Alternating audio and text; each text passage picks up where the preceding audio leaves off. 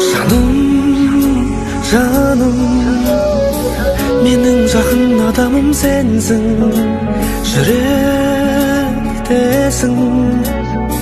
біздерге ұзақ ғұмыр берсін.